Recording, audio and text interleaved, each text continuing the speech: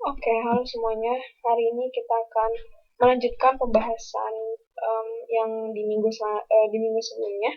Nah, di minggu sebelumnya kan kita sudah membahas mengenai besaran-besaran yang terdapat di materi gerak lurus.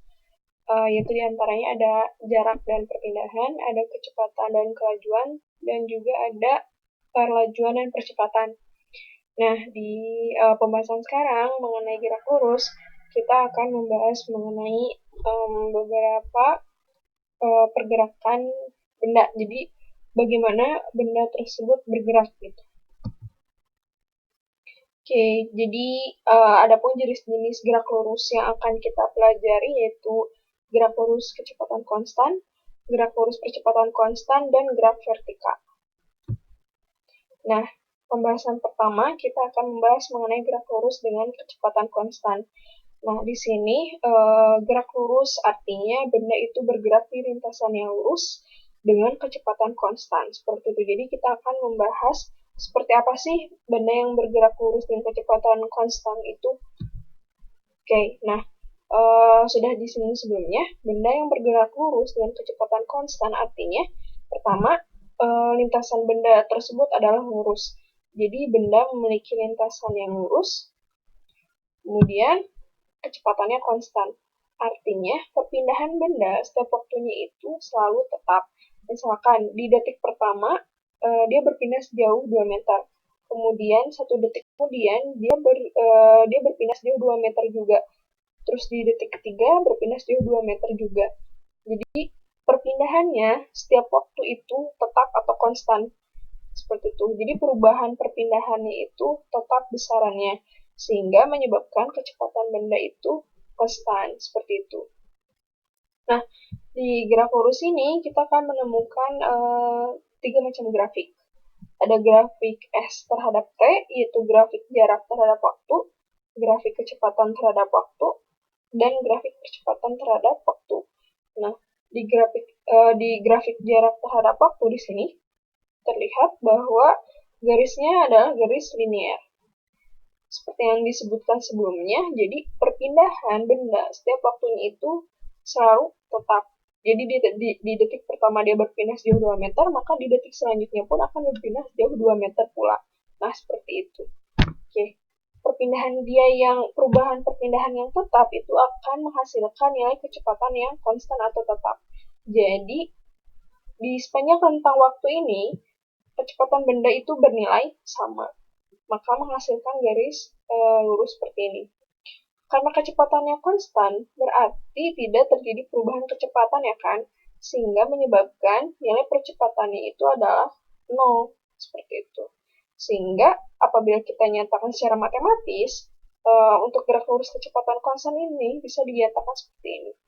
V sama dengan S per T, di mana V sama dengan untuk kecepatan, S adalah jarak, dan T adalah waktu. Atau kita juga bisa ubah menjadi persamaan S sama dengan V dikali T, di mana S adalah jarak, dalam meter, V adalah kecepatan, dan T adalah waktu. Jadi ini adalah persamaan untuk gerak lurus dengan kecepatan konstan. Oke, selanjutnya kita masuk ke pembahasan mengenai gerak lurus dengan percepatan konstan. Berarti di sini benda bergerak dalam lintasan lurus ya kan, dengan percepatan konstan. Nah, percepatan konstan maksudnya adalah dia memiliki percepatan yang tidak berubah terhadap waktunya atau tetap seperti itu. Nah, di gerak lurus dengan percepatan konstan ini, bendanya bergerak di lintasan yang lurus dan percepatan tetap kan ya, atau konstan. Nah, di sini ada 2 poin yang bisa kita garis bawahi. Yang pertama, lintasan bendanya adalah lurus. Dan yang kedua itu perubahan kecepatannya itu tetap ya, sehingga menghasilkan percepatan yang tetap. Nah, jadi perubahan kecepatan yang tetap adalah setiap detiknya kecepatan benda itu bertambah dengan angka yang tetap. Misalkan di detik pertama kecepatannya bertambah sebesar 2 meter per second. Nah, di detik selanjutnya kecepatannya akan bertambah sebesar 2 meter per second juga. Dan terus seperti itu. Jadi pertambahan setiap detiknya itu tetap kan ya, sebesar 2 meter per second. Nah, perubahan kecepatan yang konstan atau yang tetap itu akan menghasilkan nilai percepatan yang konstan seperti itu. Sehingga kita bisa mendapatkan 3 grafik bila benda bergerak dengan percepatan konstan. Grafik pertama yaitu grafik posisi terhadap waktu, bentuknya seperti ini. Terus kemudian grafik kecepatan terhadap waktu, dia akan menghasilkan garis linear seperti ini. Hal ini menunjukkan bahwa setiap waktunya pertambahan kecepatannya itu tetap, sehingga menghasilkan garis yang linear seperti ini. Nah, untuk grafik percepatan terhadap waktu di sini, dia akan menghasilkan satu garis lurus tetap seperti ini, di satu nilai ya kan. Karena percepatannya itu nilainya tetap. Oke. Nah, di graf lurus percepatan konstan ini, kita akan menemukan beberapa persamaan matematis. Nah, yang pertama itu Vt sama dengan V0 ditambah At. Nah, di sini Vt itu adalah kecepatan saat T, atau kecepatan akhirnya yang ingin kita ketahui. V0 itu kecepatan awalnya, A itu percepatan, dan T adalah waktu. Jadi, 3 persamaan ini merupakan persamaan yang biasa digunakan untuk menyelesaikan persoalan mengenai gerak lurus dengan percepatan konstan seperti itu. Ini Vt sama dengan V0 ditambah At, di kecepatan akhir sama dengan kecepatan awal ditambah percepatan dikali waktu, kemudian Vt kuadrat, kecepatan akhir kuadrat sama dengan kecepatan awal dikuadratkan ditambah 2 dikali percepatan dikali S atau jaraknya.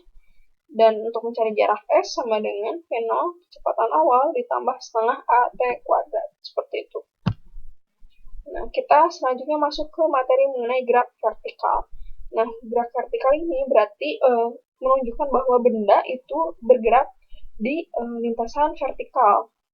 Jadi dia bisa bergerak vertikal ke atas ataupun vertikal ke bawah. Nah, seperti contohnya misalkan di gambar ini, seorang anak yang melempar bola ke atas, nah dia sedang bola ini atau benda yang dilempar ini, dia sedang melakukan gerak vertikal gitu di sepanjang lintasan garis lurus yang ke atas kan ya, vertikal. Jadi ketika bolanya naik ke atas itu bisa kita sebut dengan gerak vertikal ke atas, dan ketika dia turun ke bawah itu disebut dengan gerak vertikal ke bawah. Dan pada gerak vertikal ini benda bergerak ke atas dengan diberikan kecepatan awal V0. Jadi anak ini ketika melempar bola ke atas, tentu saja dia memberikan kecepatan awal kan ya kepada bola ini agar bisa melambung.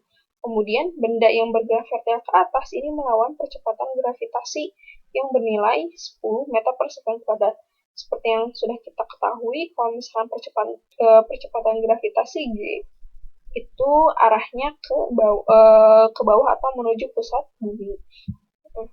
Terus pada saat benda mencapai titik maksimum atau ketinggian maksimum di sini, kecepatan benda di titik maksimum itu bernilai 0.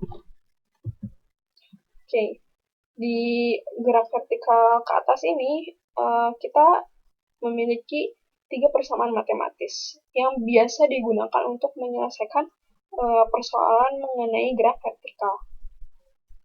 Oke, di sini ada bola, dia memiliki kecepatan V0, kecepatan awal, kemudian dia naik ke atas di titik ini, kecepatannya sama dengan 0 di titik maksimum, kemudian dia akan bergerak ke bawah. Seperti itu. Nah, persamaannya itu Vt atau kecepatan akhir sama dengan V0 min Gt, kemudian Vt kuadrat sama dengan V0 kuadrat min 2GH. Oke, di sini bertanda minus karena gerak vertikal itu dia melawan percepatan gravitasi kan ya. Kemudian di sini untuk mencari percepatan akhir, Vt kuadrat sama dengan V0 kuadrat min 2GH. H itu sama dengan ketinggian kan ya, H sama dengan V0T min setengah Gt kuadrat, seperti itu. Di mana G bernilai bisa 9,8 meter per second kuadrat atau 10 meter per second kuadrat. Oke. Di gerak vertikal ini ada satu gerakan yang bisa kita sebut dengan gerak jatuh bebas. Nah, gerak jatuh bebas ini merupakan kondisi ketika benda dijatuhkan begitu saja dari ketinggian. Jadi tanpa memberikan kecepatan awal gitu. Maka gerak benda yang dijatuhkan dari suatu ketinggian tanpa diberikan kecepatan awal gitu, jadi bendanya dibiarkan jatuh begitu saja, itu dia disebut dengan graviti bebas. Sehingga besarnya kecepatan awal itu sama dengan V0 kan ya. Jadi benda ini dijatuhkan oleh anak ini nih. Dan dia hanya dijatuhkan begitu, begitu saja gitu. Jadi dia dilepas dari ketinggian tertentu sehingga kecepatan awal benda ini itu sama dengan 0 gitu. Nah, pada gravito bebas, percepatan benda sama dengan percepatan gravitasi G, yaitu 10 meter per second kuadrat. Nah, di sini tuh Vt sama dengan Gt kan ya. Jadi karena V0-nya sama dengan 0, jadi Vt kecepatan akhir sama dengan G dikali T. Kemudian Vt kuadrat sama dengan 2 dikali G dikali H. Kemudian H atau ketinggian sama dengan setengah dikali G T dikuadratkan. Oke, mungkin cukup sekian penjelasan mengenai gerak lurus hari ini. Apabila teman-teman memiliki pertanyaan, bisa disampaikan langsung saja ya melalui grup WhatsApp-nya. Oke, terima kasih semua. Selamat belajar.